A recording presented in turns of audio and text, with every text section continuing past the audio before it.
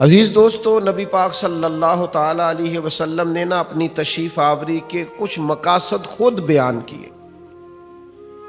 ان میں سے ایک مقصد نبی کریم صلی اللہ تعالی علیہ وسلم نے بیان کیا جو بخاری میں موجود ہے۔ فرمایا، میں اخلاق عالیہ کی تکمیل کرنے کے لیے دنیا میں مبعوث کیا گیا، تمہارے اخلاق کو سنوارنے کے لیے، طرز زندگی، طرز معاشرت، طرز معیشت، ان سب چیزوں میں اخلاقی غلبے کے لیے میں مبعوث کیا گیا۔ اور خود نبی پاک علیہ السلام کے اخلاق کے بارے میں اللہ نے فرمایا، وَإِنَّكَ لَعَلَىٰ خُلُقٍ عَظِيمٍ، اے محبوب آپ تو عظیم اخلاق پر ہیں، آپ کا خلق تو عظیم ہے۔ کچھ صفات ہمیں بڑی جلدی اخلاق حسنہ کی اپنانے کی ضرورت، اس لیے کہ جو بے راہ روی ہے اس کو صرف نعروں سے نہیں روکا جا سکتا۔ جو ہماری طبیعتوں میں اضطراب ہے وہ صرف اچھی مجالس سے ہی فقط کر دینے سے ہی ختم نہیں ہوگا، ہمیں ان مجالس سے پھوٹنے والی ضیاء سے، ان مجالس سے ملنے والے سبق سے، ان محافل کے انعقاد پر مرتب ہونے والی نصیحت سے، ملنے والی نصیحت سے ہمیں اپنے اوپر عملاً کچھ چیزوں کا نفاذ کرنا ہوگا۔ مثلاً ایک چیز بڑی تیزی سے پھیل گئی ہے، وہ ہے بے چینی، بے قراری، اضطراب، دوڑ دھوپ، حلم کا نہ ہونا، برداشت کا نہ ہونا۔ اور میں آپ کی خدمت میں عرض کروں، یہ عدم برداشت یہ عالمی مسئلہ بن گیا۔ کسی چیز کو لوگ قبول نہیں کرتے، مزاجوں میں ٹھہراؤ نہیں ہے، دل تنگ ہوتے نظر آتے ہیں، چھوٹی باتیں لوگ کرتے ہیں۔ عرب کی سوسائٹی کے اندر لوگ سخت مزاج تھے، وہاں کے جو بدو تھے ان کی ترش روئی کا ہر آدمی شکوہ کرتا تھا، ان کا لہجہ پتھروں سے زیادہ سخت تھا۔ پر نبی کریم صلی اللہ تعالی علیہ وسلم نے اس حلم کا مظاہرہ فرمایا، حضور نے اس بردباری کا مظاہرہ فرمایا۔ پتہ ہے آپ کو، دنیا میں بڑے بڑے سیانے لوگ بھی اس لیے ناکام ہو جاتے ہیں کہ ان میں بردباری نہیں، ٹھہراؤ نہیں، بے چینی ہے، بے قراری ہے، جلد بازی ہے، بات بات میں بے چینی کا اظہار کرتے ہیں۔ آپ یہ صحیح بخاری کی حدیث دیکھیے، حضرت انس بن مالک رضی اللہ تعالیٰ عنہ بیان کرتے ہیں، میں نبی پاک علیہ السلام کے ساتھ تھا تو حضور نے سرخ دھاری دار چادر اوڑھ رکھی تھی، نجرانی چادر، تو ایک بدو آیا، اس نے آ کے محبوب کی اس چادر مبارک کو کھینچا۔ آپ فرماتے ہیں میں نے خود دیکھا حضور کی مقدس گردن پر اس کا نشان پڑ گیا چادر کا۔ اور جب حضور نے اس کی طرف توجہ کی تو پتہ کیا کہتا ہے؟ کہتا ہے وہ جو اللہ نے مال آپ کو دیا اس میں سے مجھے بھی کچھ عطا کریں۔ یعنی سوالی بن کے آیا ہے، مانگنے آیا، اور حال یہ ہے کہ مقدس چادر کو پکڑ کے کھینچ رہا ہے، اور اس سختی سے کھینچ رہا ہے کہ گردن پر نشان پڑ گئے۔ پر جناب انس بن مالک فرماتے ہیں اس کی حرکت اتنی سخت تھی کہ محبوب کی مقدس وجود اطہر پر وہ نشان چھوڑ گئی۔ لیکن جب اس نے کہا میں کچھ مانگنے آیا ہوں، تو فرماتے ہیں اس وقت میرا قربان ہونے کو جی چاہا جب حضور نے بات سنی اور مسکرانا شروع کر دیا۔ یہ کمال اللہ نے صرف محبوب کریم کو عطا فرمایا ہے، وہ اپنے پرائے کا غم کھانے والا، مرادیں غریبوں کی بر لانے والا، مصیبت میں غیروں کے کام آنے والا۔ یعنی وہ اس سختی سے مکالمہ کر رہا ہے کہ مقدس چادر پکڑ کے کھینچ رہا ہے۔ ہمارا دروازہ کو زور سے بجا دے نا فقیر کبھی، تو ہم کہتے ہیں بھئی تو خیرات لینے آیا ہے کہ قرضہ لینے آیا ہے؟ توڑے گا تو دروازہ؟ لیکن کیفیت یہ ہے کہ اس نے گردن مبارک پر نشان چھوڑ دیا، پر حضور مسکرائے۔ میرے دوستو، طبیعتوں میں کچھ ٹھہراؤ لانے کی ضرورت ہے، حضور سے بردباری کا فیضان مانگنے کی ضرورت۔ ہماری بے چینیاں، ہماری بے قراریاں، ہماری طبیعتوں کا الجھاؤ، اور ہمارا چھوٹی چھوٹی باتوں پہ لڑ پڑنا، چھوٹی چھوٹی باتوں پہ الجھ جانا، آپ یقین کریں یہ محافل اور مجالس میں بعض انتظامی معاملات کی بھی دوست پابندی نہیں کرنے دیتے۔ کسی کو کہا جائے کہ آپ ذرا رک جائیں، آپ تھوڑا ٹھہر کے آئیں، آپ اس دروازے کی بجائے اس دروازے کو اختیار کر لیں، لیکن ہماری طبیعت اس طرح کی ہوتی ہے کہ ہمیں من چاہا سارا ماحول چاہیے، ہم کسی اصول کے، کسی ضابطے کے، کسی قاعدے کے پابند نہیں رہنا چاہتے، کیوں کہ بردباری نہیں ہے۔ نوجوانوں، علم بھی اسی بندے کا کام آئے گا جس میں بردباری ہوگی، بزرگ بھی وہی کہلائے گا جس میں بردباری ہوگی، سمجھدار بھی اسے کہا جائے گا جس میں علم ہوگا، قوت برداشت ہوگی، جس کا سینہ کشادہ ہوگا۔ یعنی 14 طبق دلے دے اندر تے اسی تمبو وانگوں تانے ہو، دل دریا سمندروں ڈونگے کون دلاں دیاں جانے ہو۔ آپ کا کشادہ سینہ یہ دراصل، اور پھر ایک اور اہم چیز ہم نے اپنے نبی کریم علیہ السلام سے سیکھنی ہے، وہ ہے شجاعت، بہادری، توانا سوچ اور توانا طرز زندگی، ڈرا ڈرا انداز نہیں، سہما سہما انداز نہیں ایسا نہ ہو کہ ذرا ذرا سی بات پہ ہمارے ہاتھ پیر پھولنے لگ جائیں۔ یعنی جو چیز ابھی آئی نہیں اسے سوچ کے بعض لوگ ڈپریشن کا شکار ہو جاتے ہیں، اور جن گھروں میں زیادہ آسانیاں آ گئی ہیں، سہولیات آ گئی ہیں، زندگی آسودہ ہو گئی ہے، وہاں انزائٹی اور ڈپریشن زیادہ آنے لگ گئے۔ آپ ذرا ذرا سی بات پر اگر گھبرائیں گے، پریشان ہو جائیں گے، مضطرب ہو جائیں گے، تو زندگی میں بڑے بڑے کارنامے کیسے سر انجام دیں؟ زندگی تو بذات خود ایک مشقت ہے، اور اللہ فرماتے ہیں لَقَدْ خَلَقْنَا الْإِنسَانَ فِي كَبَدٍ، ہم نے انسان کو مشقت میں رہتا ہوا پیدا کیا۔ اس کو مشقت کرنی ہے، جدوجہد کرنی، اور سمجھدار آدمی اور مالدار آدمی لیکن ذرا ذرا سی بات پر اس کے ہاتھ پیر پھولنے لگ جاتے ہیں۔ یہ بھی ذرا حدیث دیکھیے اور نبی پاک علیہ السلام کے اخلاق عالیہ سے فیضان حاصل کیجئے۔ مشکات میں، بخاری میں، مسلم میں حضرت انس بن مالک رضی اللہ تعالیٰ عنہ کی حدیث موجود ہے۔ فرماتے ہیں ایک رات ایسی مدینہ شریف میں آئی کہ ایک طرف سے آواز آنے لگی کسی کے چلانے کی، چیخنے کی۔ یکدم اہل مدینہ سارے اٹھے اور نیزے، برچھیاں، تلواریں جمع کرنے لگے کہ اس جانب جاتے ہیں جہاں سے وہ آواز آ رہی ہے، اور جا کر معلوم کرتے ہیں کیا حادثہ، کیا سانحہ ہوا ہے۔ فرماتے ہم ابھی تیاری کر رہے تھے ادھر جانے کی، اور نبی پاک علیہ السلام گھوڑے پر بیٹھ کر وہاں سے واپس تشریف لا رہے تھے، اور حضور فرمانے لگے سو جاؤ سو جاؤ سو جاؤ، میں دیکھ آیا ہوں، کوئی خطرے والی بات نہیں۔ ہم ابھی تیاری میں تھے، لیکن یہ میرے محبوب پاک کی شجاعت ہے، بہادری ہے، دلیری ہے۔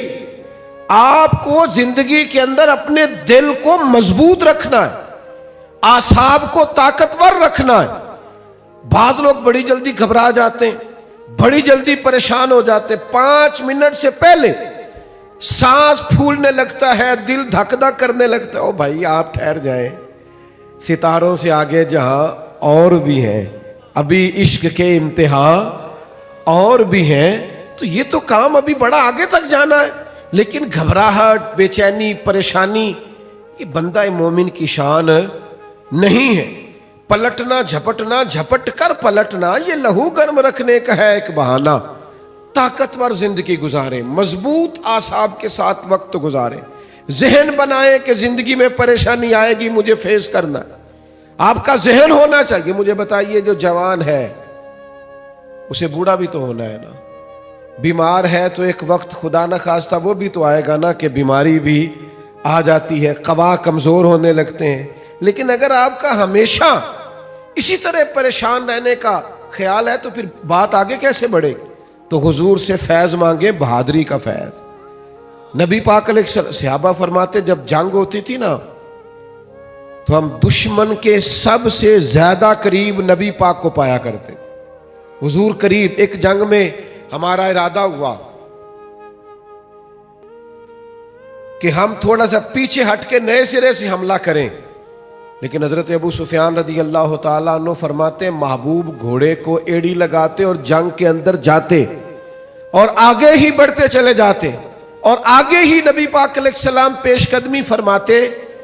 تو میں نے عرض کی حضور تھوڑا سا پیچھے ہٹ کے نئے سرے سے حملہ نہ کیا جائے؟ تو فرمایا نہ بھائی پیچھے نہیں ہٹنا، میں نبی ہوں، بات یہ بھی سچی ہے، اور میں عبد المطلب کا پوتا ہوں، بات یہ بھی سچی ہے، لہذا پیچھے نہیں ہٹنا، آگے کی طرف پیش قدمی کرنی۔ تو میرے دوست گھبراہٹ نہیں، بے چینی نہیں، الجھاؤ نہیں، میلاد شریف والے محبوب سے یہ فیضان پائیں کہ ہم نے ہمیشہ اپنے اعصاب کو مضبوط رکھنا. پھر اللہ تعالیٰ نے نا اپنی حکمت کے ساتھ لوگوں کے اندر دولت کو تقسیم کیا. یہ اس کی حکمت ہے. سورۃ الشورى کے اندر اللہ تعالیٰ نے فرمایا کہ اگر سب لوگوں کو مال میں وسعت دے دی جاتی تو زمین میں فساد ہو جاتا، بغاوت ہو جاتی. سب کو مال میں وسعت نہیں ملتی، لیکن جن امیروں کو اللہ مال عطا کرتا ہے نا، ان میں غریبوں کا بھی حق ہوتا ہے. قرآن مجید کہتا ہے سائل کا اور محروم کا حق ہے. یہ جو میں کہہ رہا ہوں اس پر غور کریں، حق ہے. نہیں آپ پر، امیر آدمی پر غریب کا، آپ کا خیال ہے وہ مانگنے آیا ہے، اور اللہ کا قرآن کہتا ہے حق لینے آیا ہے. اس کا حق ہے. جب انسان کے مزاج میں مالی طور پر گھٹن آتی ہے نا، وہ کنجوس ہو جاتا ہے، بخیل ہو جاتا ہے. اللہ تعالیٰ نے مالی طور پر وسعت دے دیا، پر قلبی طور پر تھوڑی سی نا اس کے مزاج کے اندر گھٹن ہے، تو پھر بھی ماحول میں پریشانی پیدا ہوتی ہے. اللہ تعالیٰ بعض لوگوں کو زیادہ مال عطا کرتا ہے. ان کی ذمہ داری ہے غریب بہن بھائیوں کا، دوستوں کا، پڑوسیوں کا، سائلین کا، مساکین کا، یتیموں کا، بیواؤں کا، کمزوروں کا خیال رکھیں. ان کی مالی معاونت کریں اور ان کا حق سمجھ کر کریں. کہ اللہ، حضور سید عالم علیہ السلام کا ایک فرمان اگر کبھی ہمیں یاد ہو جائے نا، تو آپ یقین کریں کہ دل کبھی تنگ نہ ہو خرچ کرتے ہوئے. حضور فرماتے ہیں رب تمہیں جو عطا کرتا ہے نا، وہ تمہارے ضعیفوں کی برکت سے عطا کرتا ہے. وہ جو تمہارے ہاں کمزور روٹی کھا جاتے ہیں نا، غریب کھا جاتے ہیں، ان کے سبب سے اللہ تمہیں دیتا ہے. تو اگر یہ ذہن بن جائے نا کہ اللہ تعالیٰ پتہ نہیں کس کی برکت سے دے رہا ہے، تو پھر جب کوئی آئے تو بندے کا دل تنگ نہیں ہوگا، وہ پریشان نہیں ہوگا، مضطرب نہیں ہوگا. بلکہ ہم نے تو تاریخ میں ایسے بھی سخی پڑے ہیں کہ کوئی لینے آتا تھا تو اس کا شکریہ ادا کرتے تھے کہ یار تیری مہربانی، تو نے اس قابل سمجھا ہے کہ میں تیرے کچھ کام آ سکتا ہوں. نبی کریم صلی اللہ تعالی علیہ وآلہ وسلم کے اخلاق عالیہ سے، حضور کی سیرت پاک سے ہمیں جو فیضان ملتا ہے نا، اس نقطے کو ضرور سمجھیے گا. یعنی آپ کتب سیرت میں یہ پڑھیں گے کہ مہینہ مہینہ کاشانہ نور کے اندر آگ نہیں جلی، چولہا نہیں جلا، کھجور پانی پہ گزارا. اور اگر ایک سونے کی ڈلی گھر میں پڑی رہ گئی ہے ایک ٹکڑا، تو نبی کریم علیہ السلام نماز پڑھا کے تیزی سے گھر تشریف لے گئے اور حضور نے اسے اٹھایا اور اللہ کے راستے میں خیرات کر دی. کسی چیز کو گھر میں پڑا نہیں رہنے دیا. گھر میں تو دعا مانگی تھی کہ یا اللہ ایک وقت فاقہ ہو، ایک وقت روٹی ہو. لیکن حضرت جابر ابن عبداللہ رضی اللہ تعالیٰ عنہ ارشاد فرماتے ہیں، بخاری مسلم دونوں میں موجود ہے، فرماتے ہیں کہ جب بھی کسی نے حضور سے سوال کیا ہے نا، تو جو چیز ہم نے حضور کی زبان سے نہیں سنی وہ نہیں ہے. حضور نے کبھی کسی کو لا نہیں فرمایا، یہ نہیں فرمایا نہیں ہے. اللہ کرے میں آپ کو سمجھا سکوں. یعنی گھر میں مہینہ مہینہ چولہا نہیں جل رہا، فاقوں کی دعائیں ہو رہی ہیں، لیکن جب کوئی لینے آیا ہے تو حضور نے کبھی نہیں کا لفظ اپنی زبان سے ادا. ایسا کوئی محبوب کہیں ہوگا نہ کہیں ہے. بیٹھا ہے چٹائی پہ مگر عرش نشیں ہے، اور ملتا نہیں کونین کو کیا کیا تیرے در سے. ایک لفظ نہیں ہے جو تیرے لب پہ نہیں ہے. اور آپ دیکھیے فاضل بریلوی کیا کہتے ہیں. فاضل بریلوی کہتے ہیں واہ کیا جود و کرم ہے شہ بطحہ تیرا، واہ کیا جود و کرم ہے شہ بطحہ تیرا، نہیں سنتا ہی نہیں، نہیں سنتا ہی نہیں مانگنے والا تیرا. اور اعلیٰ حضرت فاضل بریلوی رحمۃ اللہ علیہ فرماتے ہیں دھارے چلتے ہیں عطا کے وہ ہے قطرہ تیرا، اور تارے کھلتے ہیں سخا کے وہ ہے ذرہ تیرا. محبوب جب دھارے چلے نا، دھارے عطا کے دھارے چلے، تو پتہ چلتا ہے کہ میرے کریم نے کسی کو قطرہ عطا کیا ہے. اس کے گھر میں دھارے چل رہے ہیں، نہریں بہہ گئی ہیں، اور فاضل بریلوی فرماتے ہیں جب پورے تارے کھل جائیں نا سخا کے اور سخاوت کے، پورا گھر اور پورا محل روشن ہو جائے، تو اس کا مطلب یہ ہوتا ہے کہ کریم محبوب نے کسی کو ذرہ عطا کیا۔ میرے کریم سے گر قطرہ کسی نے مانگا تو دریا بہا دیے ہیں دربے بہا دیے۔ سخاوت کا مزاج پیدا کریں، اور غریبوں کی خدمت میں بھی گزارش ہے۔ حضور فرماتے ہیں بندہ اللہ کے ساتھ جس طرح کا گمان کرتا ہے رب بھی اس کے ساتھ اسی طرح کا معاملہ فرماتا ہے۔ سخاوت کا مزاج تو پیدا کریں۔ حضور نے فرمایا بندہ دل کا غنی ہوتا ہے، آپ ارادہ تو کریں کہ یا اللہ تو دے میں تیرے بندوں میں بانٹوں گا۔ آپ ارادہ تو کریں، وہ کریم ہے، عطا کرتے کہاں دیر لگتی ہے۔ نبی کریم صلی اللہ تعالی علیہ وآلہ وسلم کی سخاوت، اور کس طرح کی سخاوت، اس سخاوت کا انداز کیا ہے۔ نبی کریم صلی اللہ تعالی علیہ وسلم کے غلام حضرت انس بن مالک رضی اللہ تعالیٰ عنہ ارشاد فرماتے ہیں کہ ایک شخص حضور کی بارگاہ میں آیا تو اس نے نا 2 پہاڑیوں کے درمیان کھڑی ہوئی بکریوں کا ریوڑی مانگ لیا۔ تو یہ حضور کا دربار ہے نا، محبوب نے بھی سارا ہی عطا کر دیا، سارا ہی دے دیا کریم محبوب نے۔ اب وہ دیہاتی آدمی تھا، گاؤں جا کے نا اپنے حساب سے اعلان کر رہا ہے۔ ہر آدمی کا اعلان کرنے کا سٹائل بھی اپنا ہوتا ہے نا، وہ اپنے گاؤں جا کے اپنے حساب سے اعلان کرتا ہے، کہتا ہے سارے مدینے چلے جاؤ، حضور تو اتنا دیتے ہیں کہ غربت کا ڈر ہی دور ہو جاتا ہے، سارے چلے جاؤ مدینہ منورہ۔ محبوب تو یوں بانٹتے ہیں۔ اور میرے دوست، سخاوت کہاں سے شروع کرنی ہے؟ حضور نے فرمایا 2 کا کھانا 3 کھا لیا کرو، اور 3 کا 4 کے لیے کافی ہے، اور 4 کا 5 کے لیے۔ آپ مزاج تو بنائیں بانٹنے کا، ارادہ تو کریں دینے کا، پھر دیکھیں اللہ تعالیٰ کیا انداز اختیار کرتا ہے۔ آپ مجھ سے ناراض نہ ہوئیے گا، ویسے جس آدمی کے پاس پیسے آتے ہیں نا وہ سب سے پہلے گاؤں چھوڑتا ہے، وہ محلہ چھوڑتا ہے جس محلے میں وہ رہتا ہوتا ہے، اس لیے کہ اب دائیں بائیں آگے پیچھے ہوتے ہیں ماڑے بندے، اور اسے وہاں جانا بڑا ضروری لگتا ہے جہاں کوٹھیاں ہی کوٹھیاں ہوں، محل ہی محل ہو، بنگلے ہی بنگلے ہوں۔ وہ چونکہ پرانا محلہ ہی یاد نہیں رہتا، ٹوٹی سڑک ہی وہ میرے گاؤں کا غریب دہقاں سڑک کے بننے پہ تھا کیوں پریشاں، جب اس کے بچے شہر کو جا کر کبھی نہ لوٹے تو لوگ سمجھے۔ یہ کبھی کبھی ایسا ہوتا ہے کہ اللہ نے عطا کیا ہے تو چاہیے یہ تھا کہ تو دائیں بائیں آگے پیچھے بانٹتا، تو جا کے بیٹھی امیروں میں گیا، چلے جائیں، کوئی حرج نہیں، کوئی منع نہیں، لیکن ان لوگوں کو بھی تو یاد رکھیں جو آپ کے ساتھ بسا کرتے تھے، رہا کرتے تھے، وقت گزارتے تھے، ان کے لیے بھی تو اپنے دل میں طبیعت کے اندر گنجائش پیدا کریں۔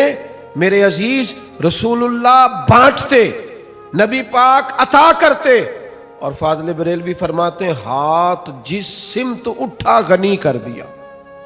حضور نے جس کو دیا ہے نا اسے بھی دینے والا ہی بنا دیا۔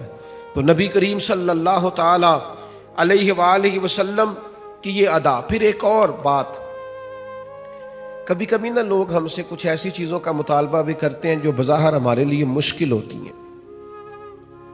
میں آپ کو صحیح بتاتا ہوں، ان کاموں کو بعض اوقات طبیعت نہیں چاہ رہی ہوتی، اور بظاہر ایسا محسوس ہو رہا ہوتا ہے کہ یار یہ کام جو ہے نا یہ ٹھیک نہیں۔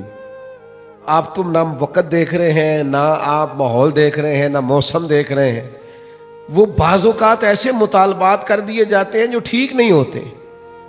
لیکن میرے محبوب کے اخلاق عالیہ کا یہ بھی کمال ہے کہ حضور نہ ہمیشہ کوشش کرتے تھے آنے والے کی دلجوئی کر دی جائے۔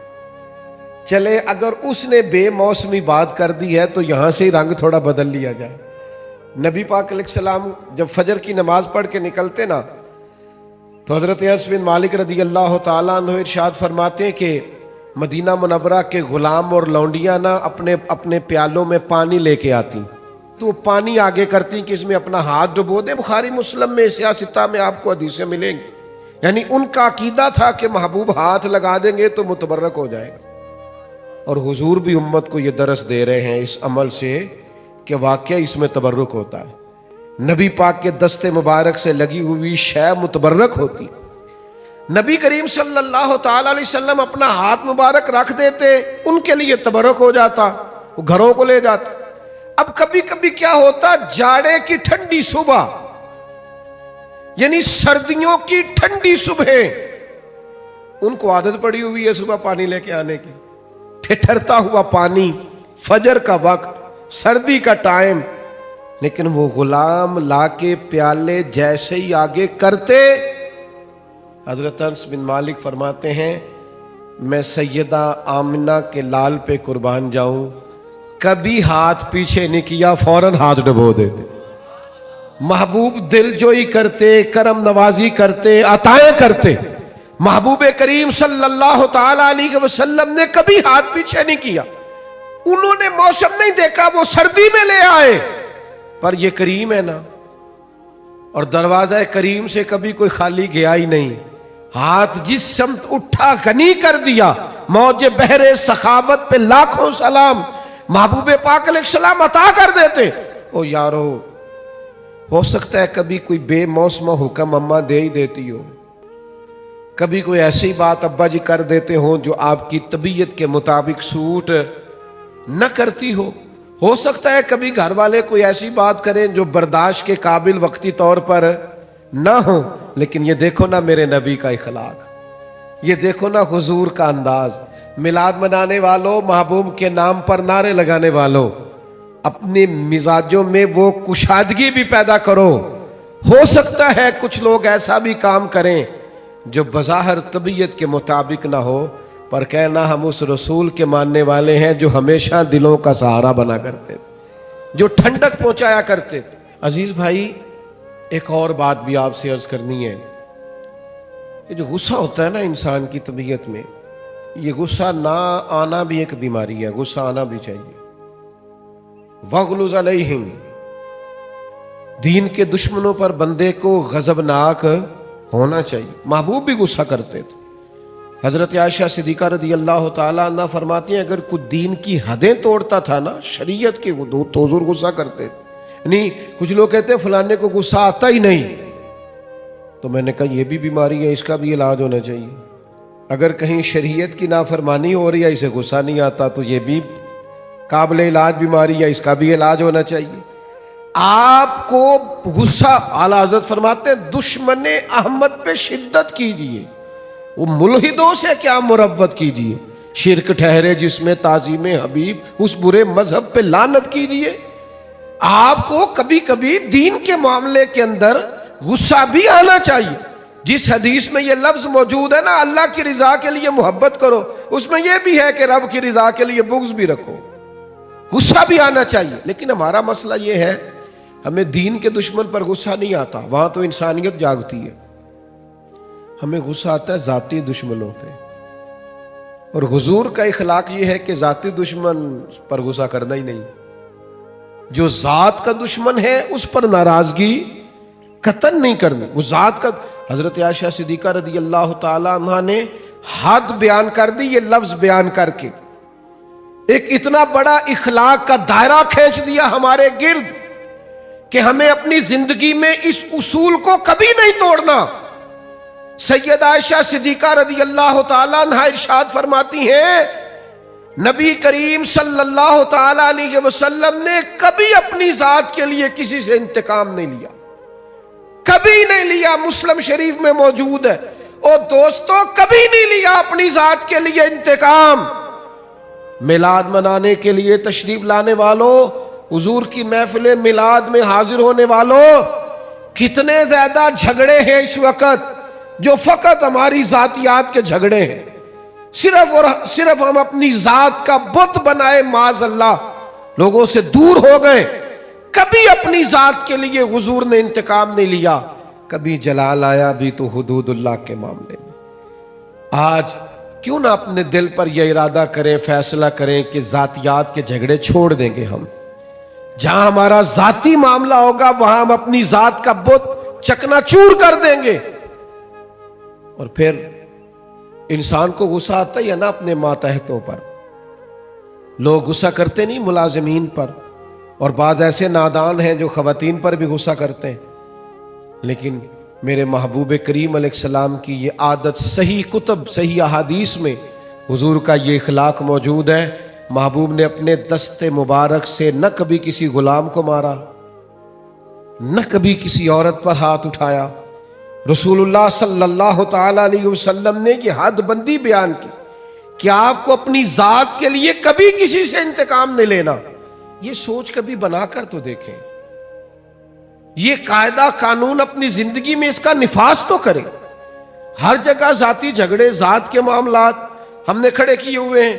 یہ کتنا مشہور واقعہ ہے طائف کا، لوگوں نے پتھر مارے اور جب باقاعدہ فرشتے نے آ کے کہا یا رسول اللہ حکم کریں تو میں ان کو پیس کے نہ رکھ دوں، تو حضور نے کیا فرمایا؟ فرمایا یہ نہیں مانتے تو امید ہے ان کی نسلیں کلمہ پڑ جائیں گی، ان کی پشتوں میں سے اللہ ایسے لوگ پیدا کرے گا جو شرک سے بچیں گے، اللہ کی توحید کا اعلان کریں۔ لہٰذا ہمیں ان کے بارے میں کوئی سخت انداز اختیار کرنا نہیں ہے۔ میرے دوستو، ایک اور بھی مسئلہ بن گیا ہمارے ہاں۔ میں بات سمیٹنے کی طرف آ رہا ہوں، پر آپ کا ذوق شوق دیکھ کے میری طبیعت بھی بڑھ رہی ہے کہ باتیں کچھ اور کروں آپ کے ساتھ۔ تھوڑا وہ کسی نے کہا تھا نا انکار کریں اج ساکی موسم بڑا سہانا، مستی داج می برسا دے پیاس دا نہیں ٹھکانا۔ تو کچھ میرا دل کر رہا ہے کہ کچھ درد دل کھول کے آپ کے سامنے رکھوں۔ جو چیزیں معاشرے میں محسوس کرتا ہوں ان احساسات میں سے کچھ باتیں آج آپ کے ساتھ کروں۔ ایک اور طبیعت ہماری بڑی ہو گئی ہے، لان تان کرنے کی، برا بھلا کہنے کی، سخت سست جملے کہنے کی۔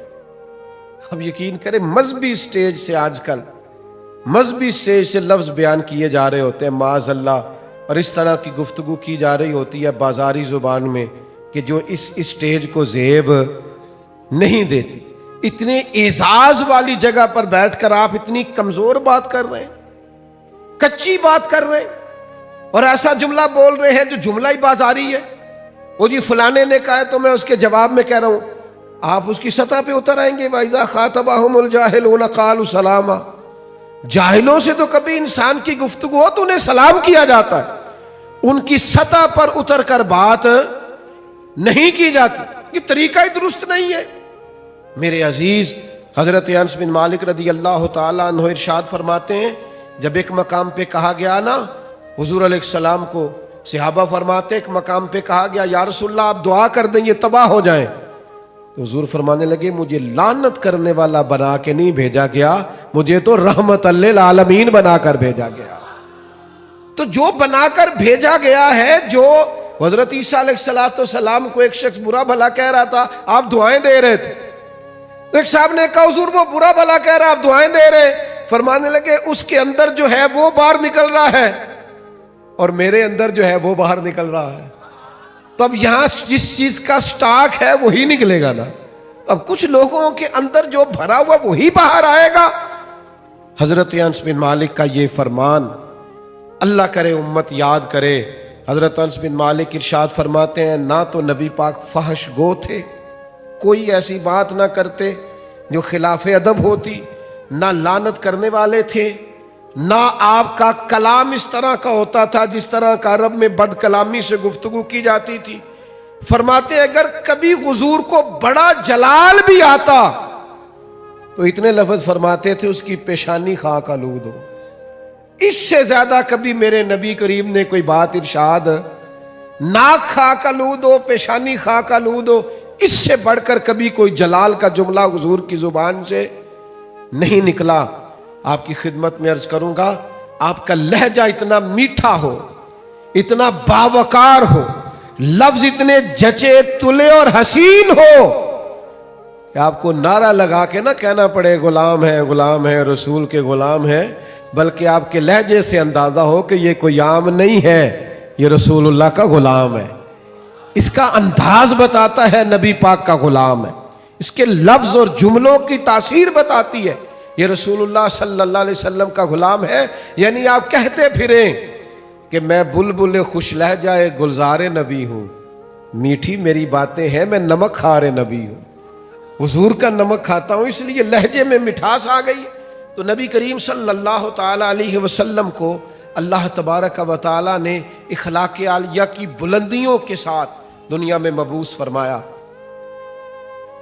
ایک بات جو آج امت کو بڑی سمجھنی ہے اور جس پر امت کو بہت زیادہ غور کرنا ہے، وہ یہ ہے کہ امت کو اب کچھ دائروں کا پابند ہونا پڑے گا۔ اب اپنی زندگی میں کچھ اصول وضع کرنے پڑیں گے، کچھ قاعدے بنانے پڑیں گے۔ آپ کو پتہ ہے دنیا میں سب سے بہترین زندگی وہ لوگ گزارتے ہیں جو اپنے وقت کو مینٹین کرتے ہیں۔ سب سے قیمتی وہ شخص ہوتا ہے جس نے اپنے ٹائم کو مضبوط کر لیا، مربوط کر لیا۔ ہمیں اخلاقی رویوں کے معاملے میں اپنے آپ کو ٹھیک کرنا۔